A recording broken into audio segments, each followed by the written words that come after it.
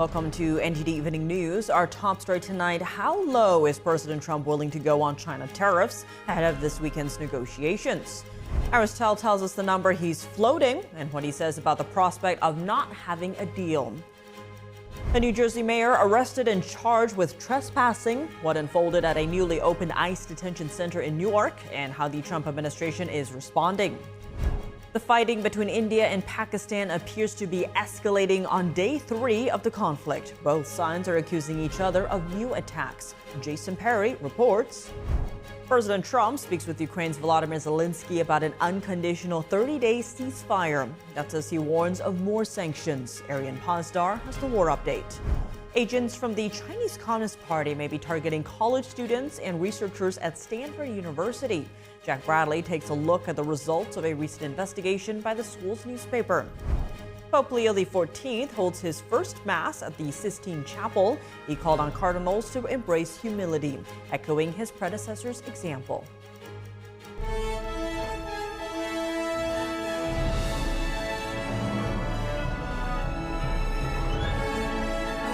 This is NTD Evening News, live from our global headquarters in New York City. Here's Tiffany Meyer.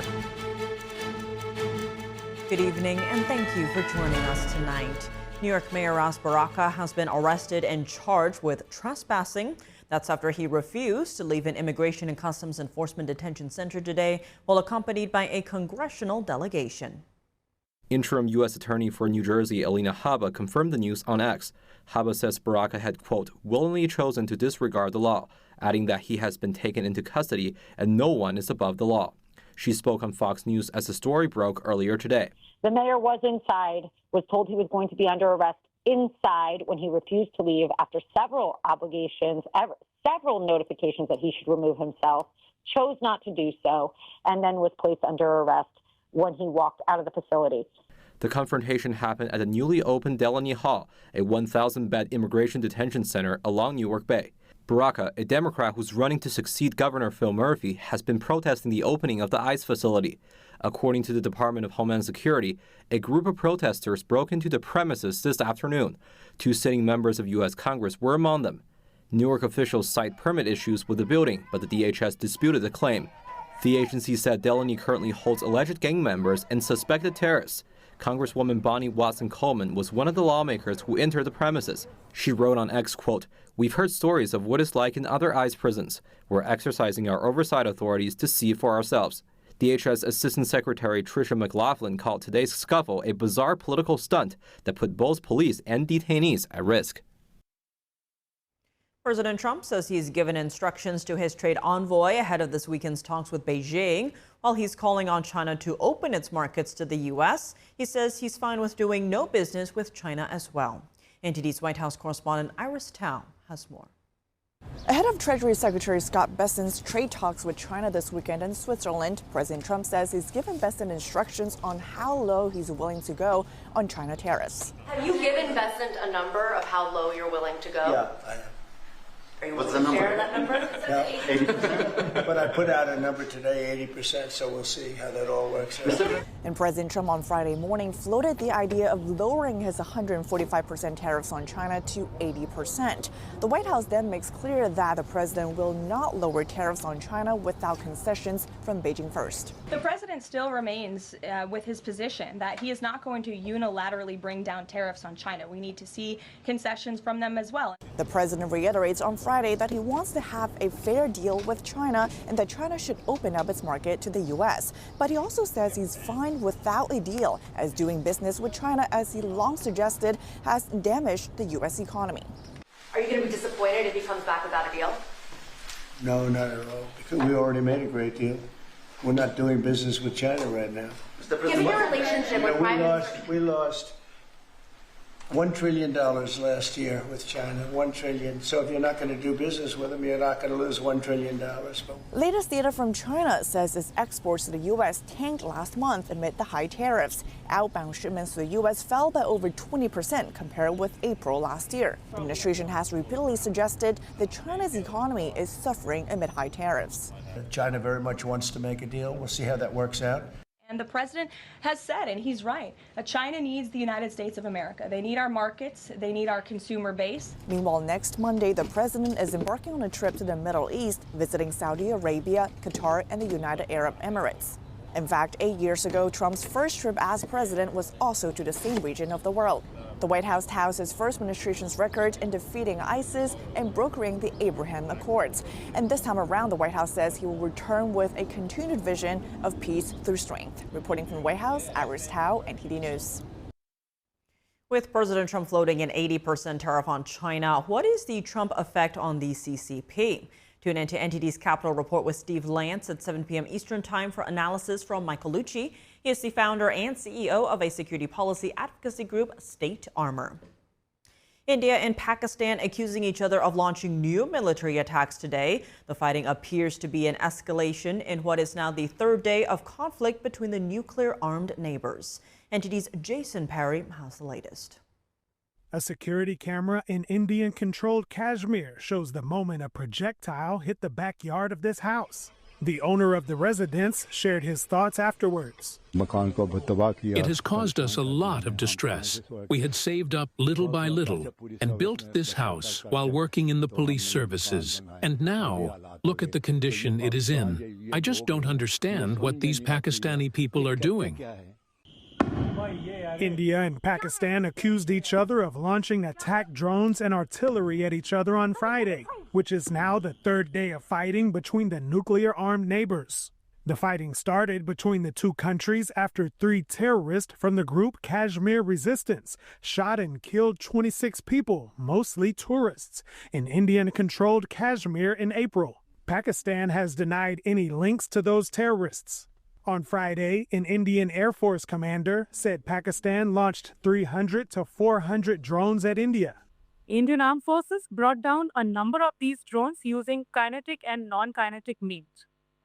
The possible purpose of these large-scale aerial intrusions were to test the AD system and gather intelligence. She said India responded by launching attacks at Pakistani air defense sites. However, on Thursday, Pakistan's military spokesman denied attacking Indian military bases and accused India of, quote, cooking up stories. I'll ask few questions on this. Is the Indian government and the armed forces, are they living in 18th century or 21st century? Because in 21st century, every projectile leaves a digital trace and signature. But on the same day, Pakistan's information minister said they had killed several Indian soldiers. We have not only killed 40 to 50 Indian soldiers, but we have also destroyed their brigade headquarters. White House Press Secretary Caroline Leavitt on Friday said President Trump wants to see things de-escalate as quickly as possible and added this. The Secretary of State, Marco Rubio, I spoke to him just yesterday. He has been in constant communication with the leaders of both countries trying to bring this conflict to an end. After the terrorist attack in April, India said they stopped the flow of water from certain rivers into Pakistan. India temporarily suspended the Indus Water Treaty of 1960, which now affects millions of Pakistanis who depend on it. Jason Perry, NTD News. Russia is holding its annual Victory Day parade today. North Korea is using the occasion to strengthen its ties with Moscow. Meanwhile, President Trump warns of more sanctions if Russia and Ukraine don't accept a ceasefire. NTD's international correspondent Arian Pozdar has the latest. Russia is holding its annual Victory Day parade on Friday, celebrating 80 years since the end of World War II. For the first time, Moscow paraded combat drones, which Russia uses to fight Ukraine. And officers from North Korea's military are attending Russia's parade as well. President Vladimir Putin was seen welcoming them, shaking hands and exchanging compliments. Of course the president thanked them. It was an act of courtesy and acknowledgement of the heroic achievements of the Korean servicemen in this operation. North Korean leader Kim Jong-un made a rare visit to the Russian embassy in Pyongyang on Friday, celebrating Russia's Victory Day. Meanwhile, in the US, President Trump calls for an unconditional 30-day ceasefire between Russia and Ukraine. Trump says this ceasefire must ultimately build toward a peace agreement It can all be done very quickly. He went on to add that if the ceasefire is not respected, the US and its partners will impose further sanctions. Ukrainian President Volodymyr Zelensky says Kyiv is ready to implement a 30-day ceasefire immediately. Zelensky added that such a truce would be a real indicator that Russia actually wants to move towards peace. On Friday, the White House said Trump had a phone call with Zelensky just a day prior. And they also spoke about, of course, this ceasefire that the president proposed, the 30-day ceasefire between Russia and Ukraine, which we know Europe is on board with, and we hope both countries will agree to. Question, has he got any reaction from Zelensky or Putin on the proposal for ceasefire? Is he satisfied by the reaction to that proposal? Not to my knowledge, but certainly if there is reaction and updates, I'm sure you'll hear directly from the president. Vice President J.D. Vance, meanwhile, giving Fox News more details about recent comments he made, saying Russia is asking for too much in the peace talks. Russia can't expect to be given territory that they haven't even conquered yet, and that's one of the things that they put down in that initial peace plans. He adds that the U.S. already knew Russia would initially be asking for too much, saying that's how negotiations work. But he says that things have to progress, otherwise the U.S. will stop its peace efforts. I'm not bothered by that. What would bother me is if we conclude that the Russians are not engaging in the negotiation in good faith. And if that happens, yeah, we're going to walk away. The president's going to say we're out of this thing. But Vance adds that he prefers not leaving the peace efforts up to just Russia and Ukraine. Ariane Pastar, NTD News. As leaders of the Chinese Communist Party and Russia meet in Moscow, there's a notable authoritarian ally missing from the victory parade celebrations.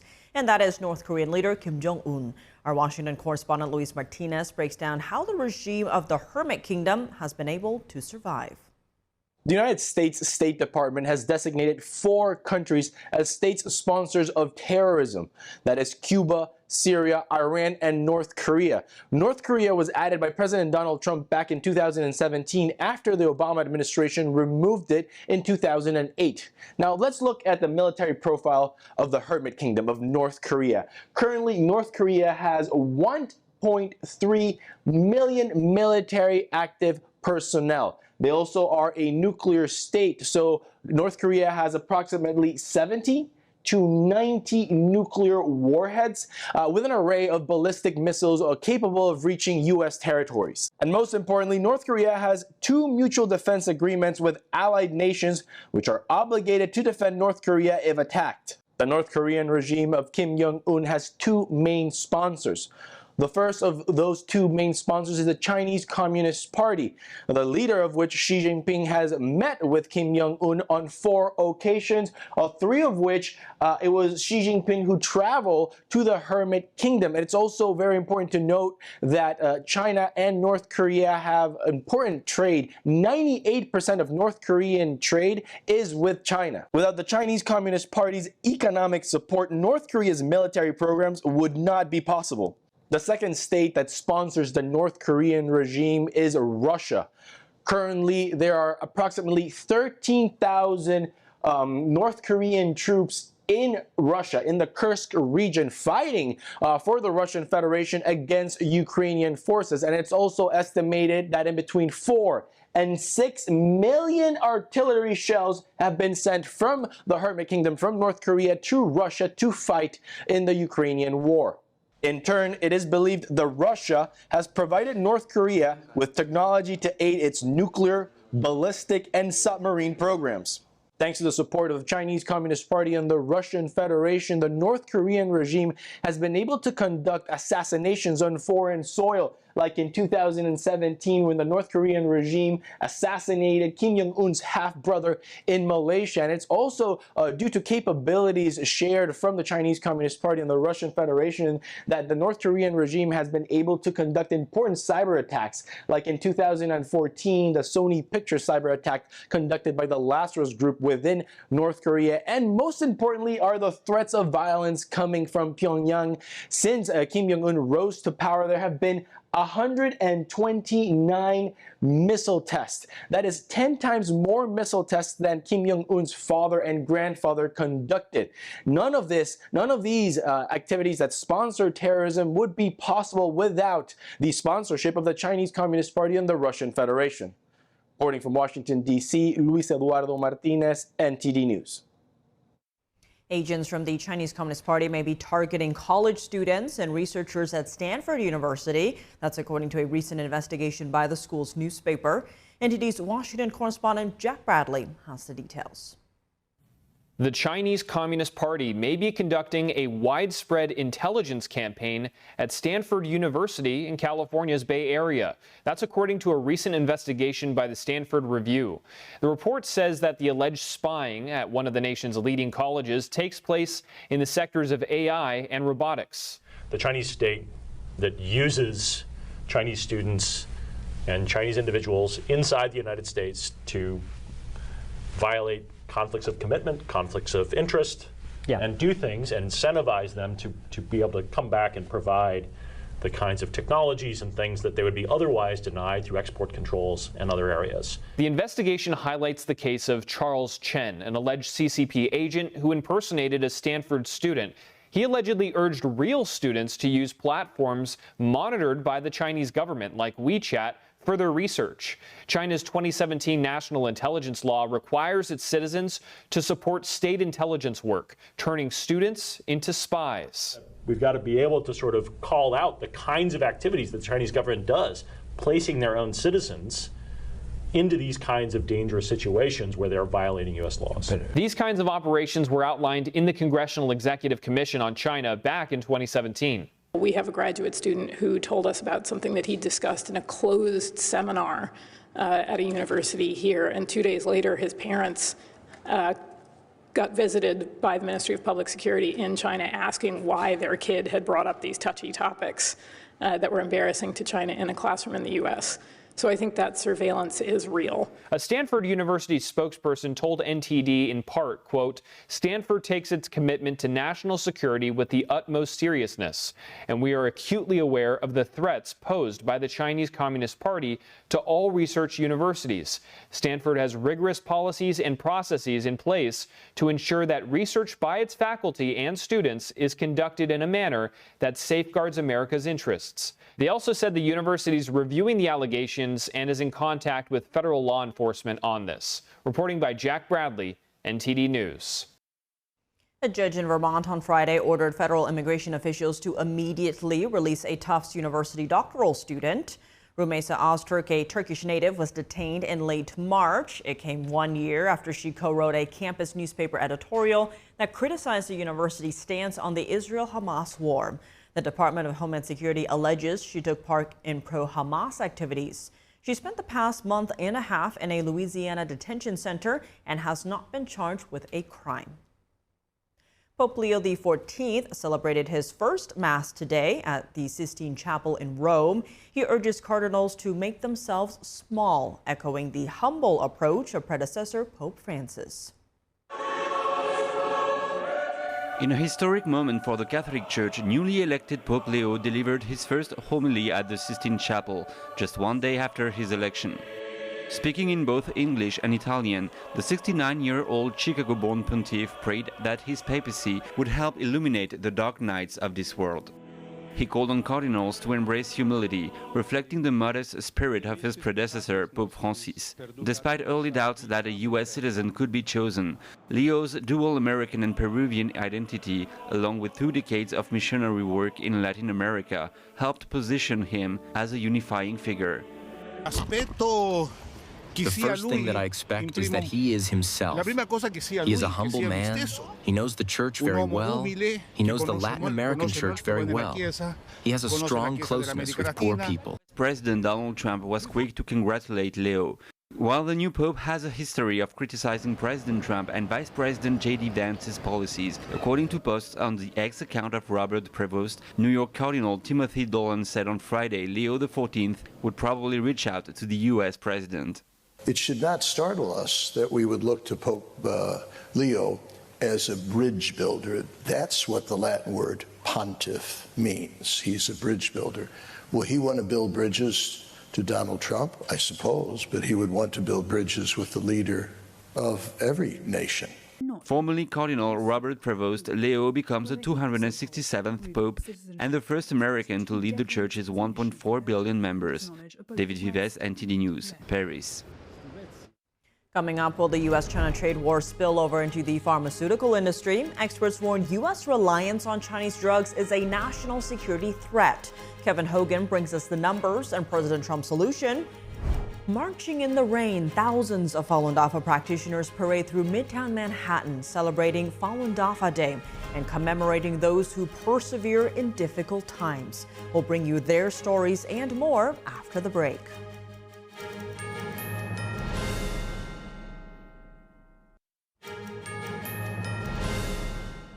Welcome back. I'm Tiffany Meyer. On to public health. The U.S. is relying more on China for pharmaceuticals. Experts are concerned this poses a national security threat because the U.S. might not be able to produce life-saving drugs.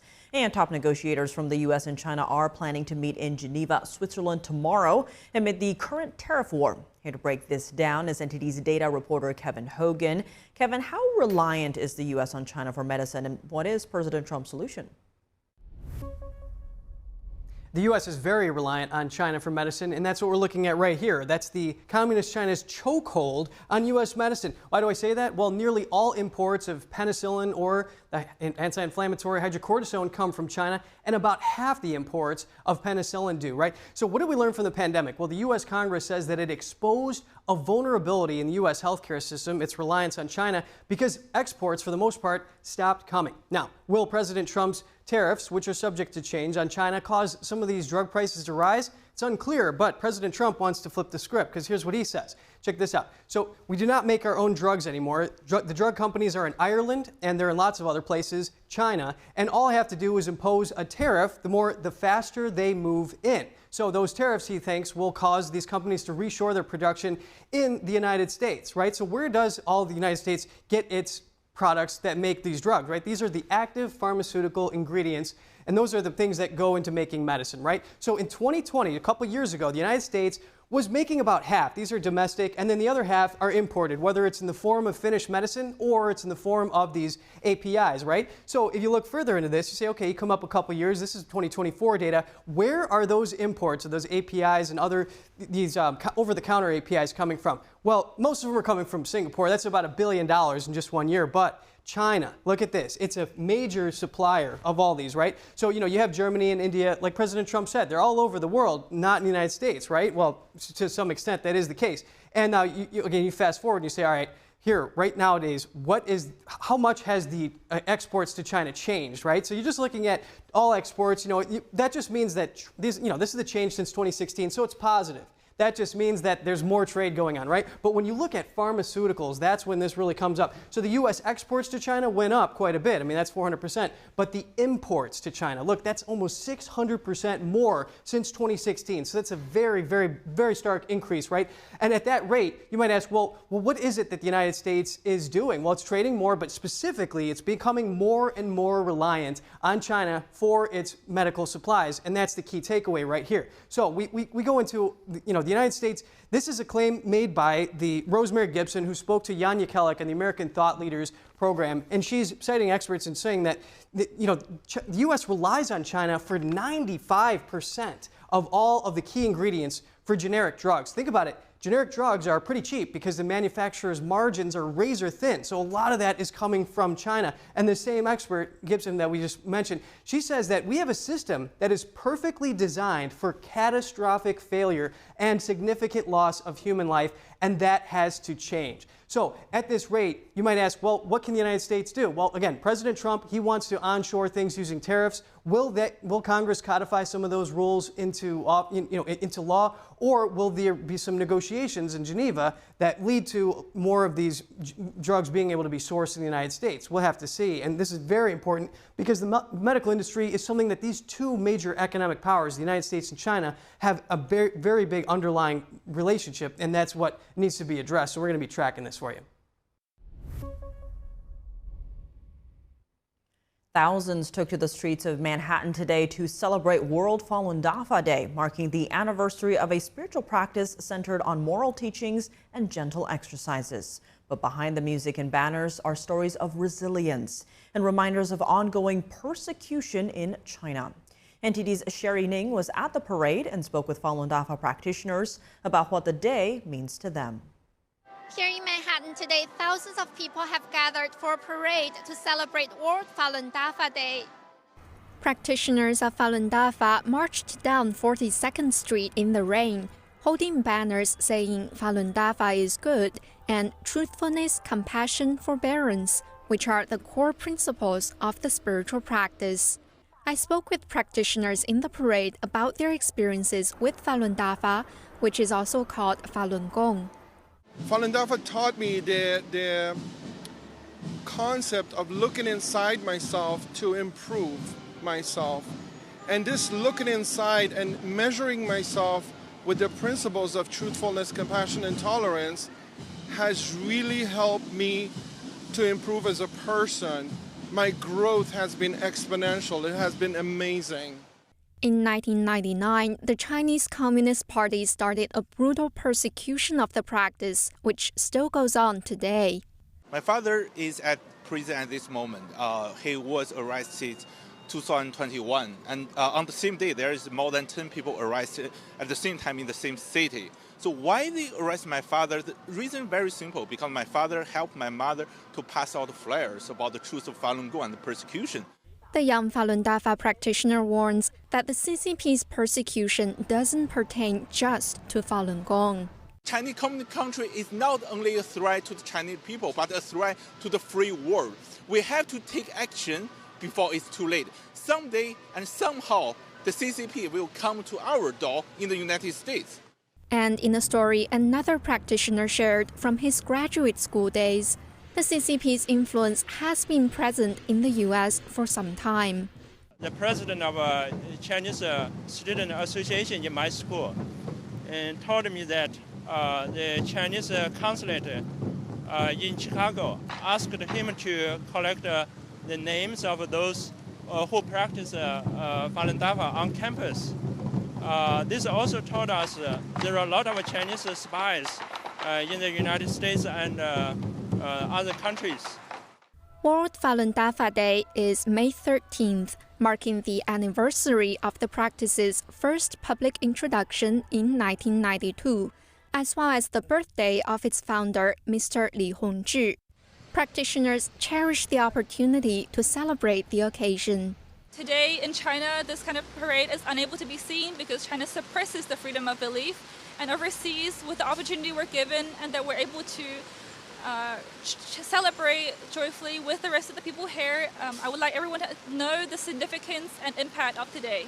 Reporting from New York, Sharon Ning, NTD News. Coming up, the Defense Department says 1,000 transgender troops have voluntarily discharged themselves from the military ahead of a summer deadline. That's after a Supreme Court decision cleared the way for a Trump administration ban. Jason Blair reports. And a judge on TV gets an influential post from the Trump administration, while military moms receive a special thanks at the White House. Dana Monahan brings us those updates after the break.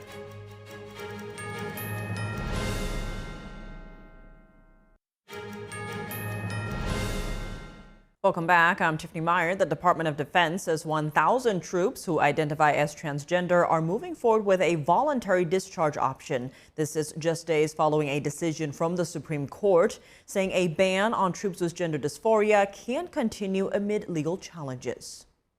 The Department of Defense said about 1,000 troops who've been identified as having gender dysphoria have taken a voluntary discharge option. The military says that those who take this option may be eligible to receive voluntary separation pay. Defense Secretary Pete Hegseth says that this is in line with President Trump's prioritizing military excellence and readiness executive order. He put out an executive order a week into his presidency, stating the prioritizing military excellence and readiness, that expressing a false gender identity divergent from an individual's sex cannot satisfy the rigorous standards necessary for military service.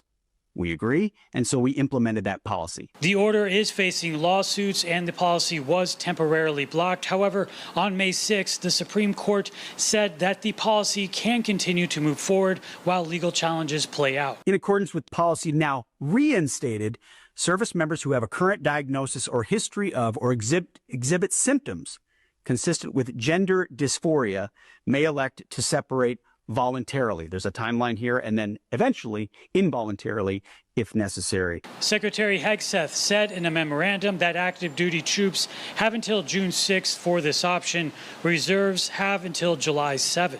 The Lambda Legal and Human Rights Campaign Foundation, which are representing the transgender troops in a court case, responded to the Supreme Court's decision to allow the ban to move forward, saying the policy has nothing to do with military readiness and everything to do with prejudice. And according to a previous memo, troops with gender dysphoria can apply for a waiver if they can show a, quote, compelling government interest to keep them that directly supports warfighting capabilities. On Friday, the Department of Defense also instructed the military to identify any library materials that, quote, may conflict with our core mission.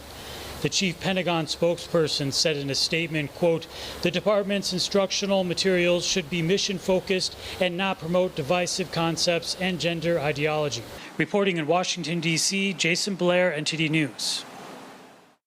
President Trump has appointed Judge Jeanine Pirro to serve as interim U.S. Attorney for the District of Columbia. The job is one of the most influential prosecutor positions in the country. NTD's Dana Monahan has more on that, plus the latest events at the White House. Judge Jeanine Pirro previously hosted the show Justice with Judge Jeanine on Fox News for 10 years. She is currently a co-host of The Five, also on Fox News. Trump wrote on Truth Social that Pirro is incredibly well qualified for the position, calling her one of the top district attorneys in New York history. The U.S. Attorney for the District of Columbia is uniquely influential, handling cases ranging from homicide to political corruption to federal fraud violations. The announcement came after Trump withdrew the nomination of the previous pick for the job, acting U.S. Attorney for the District of Columbia Ed Martin, due to Senate opposition. Trump later announced that Martin will be moving to the Department of Justice as the director of the Weaponization Working Group and other roles. President Trump and First Lady Melania Trump hosted an early Mother's Day celebration at the White House on Thursday with military mothers and spouses. Each of the women here today has made extraordinary sacrifices for family and country.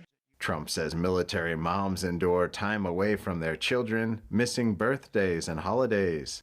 As military moms, you make these sacrifices in your families so that all of our families can be safe and be free.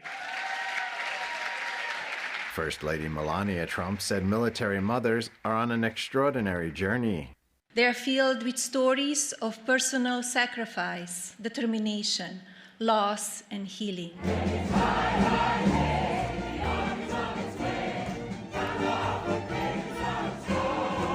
Press Secretary Caroline Leavitt said the military band put on an extraordinary performance for a room full of heroes. Melania Trump also joined members of the Bush family Thursday to unveil a commemorative U.S. postage stamp honoring former First Lady Barbara Bush. Her message, which emphasized the importance of family and personal integrity, encouraged women to carve their own paths in life. The stamp, featuring Barbara Bush's 2005 official White House portrait, commemorates the 100th anniversary of her birth. It will be officially released on June 10th. Daniel Monahan, NTD News. Coming up in the NBA, the Golden State Warriors lost Game 2 yesterday without Steph Curry. Dave Martin joins us to discuss their game plan when we come back.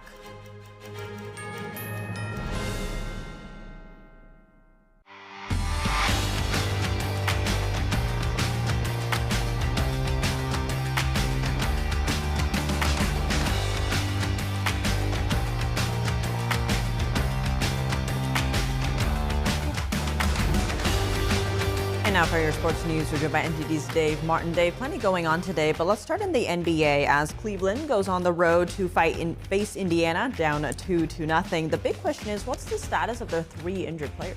Yeah, well, two of them, you have Evan Mobley, DeAndre Hunter, both were injured in game one.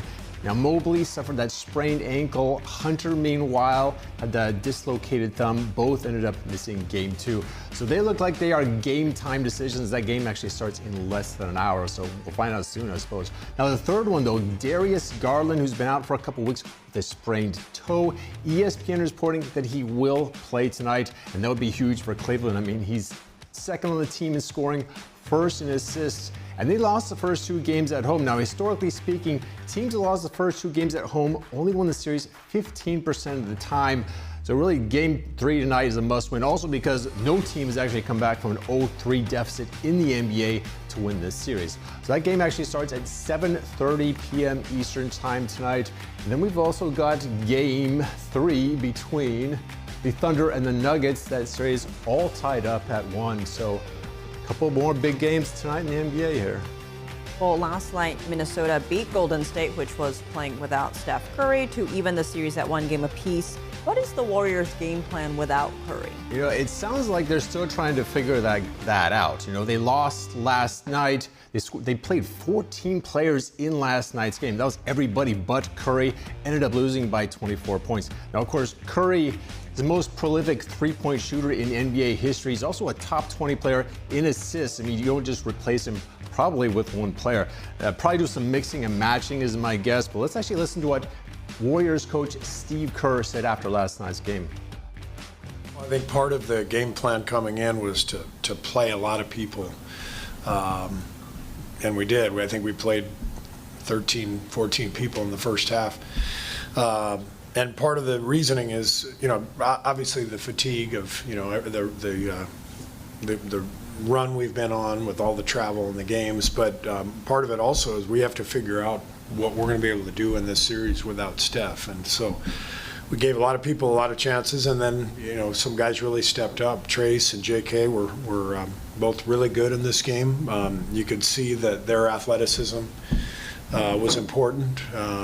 And I thought we made a really spirited run. You know, Jim, you can always play through Jimmy. He's a great isolation player, great passer, and it's more about figuring out, you know, who to put around him and who's going to be playing, you know, in Game 3. What our rotation is going to look like, because it's not as simple as, you know, Steph's out, so we just replace him with one person. The domino effect of Steph being out led to Trace playing tonight, because we need the scoring, we need the finishing, and you saw what he did out there. Same thing with JK.